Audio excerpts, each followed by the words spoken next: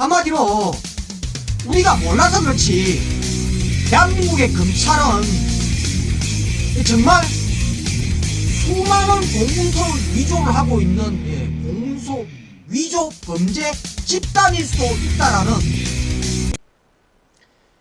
네, 안녕하십니까. 나쁜 정치 꼼수 정치 썩어 빠진 정치 깔끔하게 썰어주는 아재TV 마산의 마산아재입니다.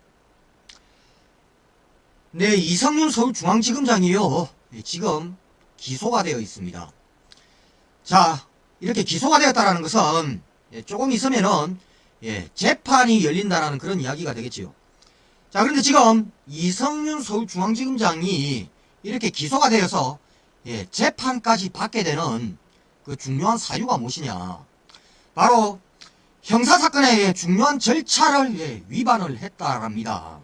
자, 어떤 절차를 위반을 했느냐, 바로 이 입건이라는 수사 절차를 위반을 했기 때문에 이성윤 지검장이 기소가 되었습니다. 자, 입건이라는 이 수사 절차가 뭐냐 도대체. 자, 이렇게 설명이 되고 있습니다. 자, 입건은 검찰이나 경찰 등의 이 수사기관이 사건을 정식으로 접수를 시켜서 수사를 개시해 정식 형사사건이 되는 것으로, 이와 같이 입건이 돼 수사 대상이 되면은 형사소송법상 피의자가 된다. 즉, 입건은 구속과 불구속 이전의 단계로 입건과 함께 정식 수사 단계가 시작이 된다라고 설명을 하고 있습니다. 입건. 자, 그러니까요, 이 입건이라는 수사 절차를 거쳐야, 입건이라는 이 수사 절차를 거치게 되면은 사건 번호가 부여가 됩니다. 이 사건 번호를 근거로 해서 이 모든 수사 과정이 수사가 개시가 된다라는 겁니다. 이 수사 개시라는 것은 결국에는 압수수색, 그리고 뭐 체포영장, 구속을 할 것이냐 불구속을 할 것이냐, 그리고 지명수배를 때릴 것이냐, 그리고 출국금지 뭐 이런 걸 또 요청을 할 것이냐, 이러한 모든 수사 절차들이 이 안에 다 들어갈 겁니다. 한마디로 이러한 수사 절차들은 바로 이 입건이라는 이 수사 절차를 거쳐서 사건 번호를 부여받아야만 할 수 있는 행위가 수사 행위라는 겁니다. 근데 지금 이 이성윤 서울중앙지검장이 이 입건 절차도 거치지 않고 사건 번호도 부여받지 않은, 한마디로 사건도 아닌 이 사건을 가지고 김학의 출국 금지를 시켰다라는 겁니다. 그렇기 때문에 이 김학의 출국 금지는 불법 출국 금지이고, 이 사건 번호도 부여를 받지 않은 출국 금지 명령서는 공문서 위조라는 것입니다. 이게 지금 이성윤 서울중앙지검장이 기소가 된 중요한 혐의입니다. 바로 공문서 위조. 그렇기 때문에 직권남용을 했다. 직권남용으로 공문서 위조를 했다. 자, 그래서 지금 기소가 되어서 곧 재판을 받게 되어 있습니다. 자, 그런데요, 지난 5월 25일에 열린공감TV에서요 지금 이 이성윤 서울중앙지검장의 이 공문서 위조 사건보다도 비교가 되지 않는, 이것보다도 더한 대한민국 검찰의 공문서 위조 사건을 고발하는 보도를 합니다. 이 한 제보자를 통해서요 이 대한민국 검찰의 또 다른 공문서 위조 사건을 고발을 했습니다. 자, 어떤 사건이냐, 지금 이 열린공감TV에 출연을 한 이 제보자가요, 이 본인이 어떤 사건에 연루가 되어서 수사기관으로부터 수사를 받습니다. 그 수사기관은요 인천지방검찰청입니다. 제가 앞서 말씀드렸듯이 이 입건이라는 수사 절차가 완료가 되어야 사건 번호가 형성이 되고, 이 사건 번호가 형성이 되어야 수사기관은 수사를 개시를 할 수가 있다라고 했습니다. 자, 그런데 이 제보자는요 이 수사가 개시가 된 날짜가 바로 2012년 9월 12일이랍니다. 그래서 이 사건 번호, 이 형제 69125 129호라는 사건 번호를 부여를 받습니다. 그래서 사건 수사 개시가 됩니다.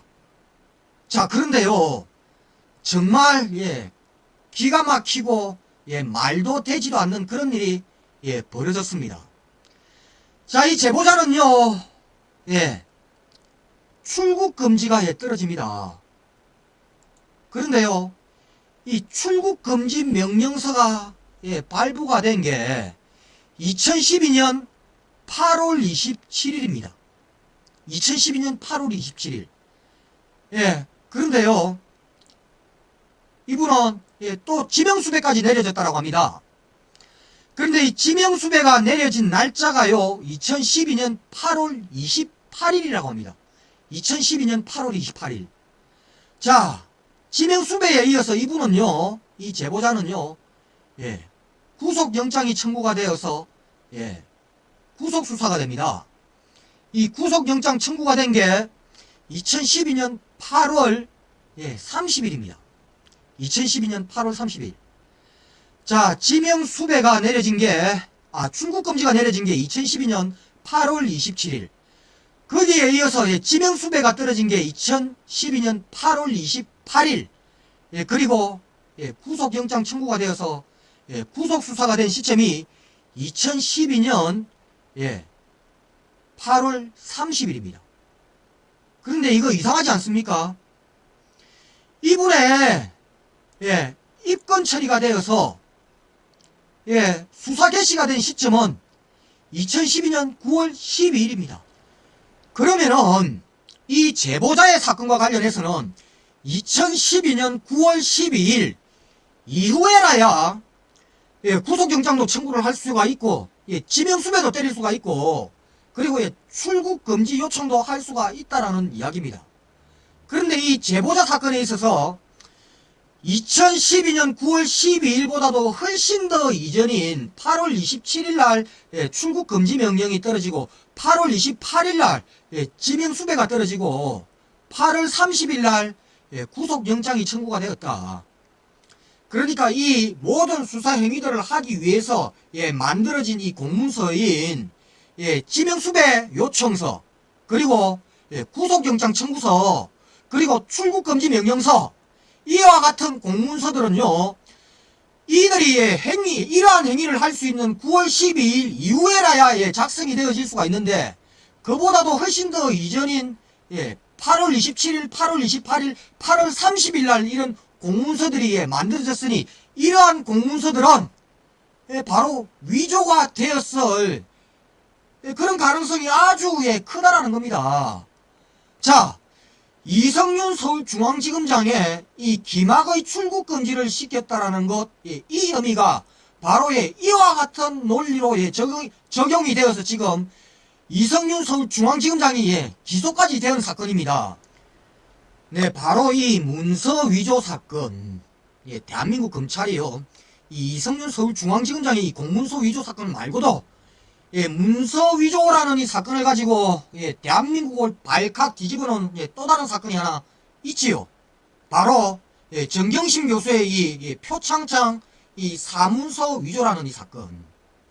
자, 그런데요, 저는 이번 이 열린공감TV에 이 제보자의 제보를 통한 대한민국 검찰의 이 공문서 위조 사건을 보면서요, 과연 대한민국의 검찰이 이 공문서를 위조를 한 이 사건들이 이 이성윤 서울중앙지검장의 이 김학의 출국금지, 김학의 출국금지가 우리 입장에서 봤을 때는 아주 당연한 겁니다. 그런데 어쨌든 이 수사의 절차를 위반을 했다라는 것은 맞아 보입니다. 자, 그래서 이 이성윤 서울중앙지검장의 이 공문서 위조 사건 그리고 지금 열린공감TV에서 이 보도를 한 인천지방검찰청의 공문서 위조 사건, 과연 대한민국 검찰이 이 공문서를 위조를 한 이 사건이 이거 두 가지밖에 안 될 것 같습니까? 제가 보기에는요, 이 사건 외에도요, 이런 식으로 사건을 수사를 하고 사건 처리를 한 대한민국 검찰의 사건들은요, 아마 찾아보면은 수도 없이 많을 것이라고 생각을 합니다. 한마디로 우리가 몰라서 그렇지 대한민국의 검찰은 정말 수많은 공문서를 위조를 하고 있는 공문서 위조 범죄 집단일 수도 있다라는 그런 생각이 든다는 겁니다. 이번 이 사건을 한번 돌이켜 생각을 한번 해보면요. 그런데 이런 공문서 위조를 수시로 할 수 있는 이런 집단이 사무소 위조를 했다라고 지금 온 나라를 지금 발칵 뒤집어 놓을 수 있는 그런 수사기관으로서의 이런 자격이 되냐, 이 말입니다. 네, 이상 오늘 여기까지 하겠습니다. 구독과 좋아요 알림은 아재에게 아주 큰 힘이 됩니다. 나가시면서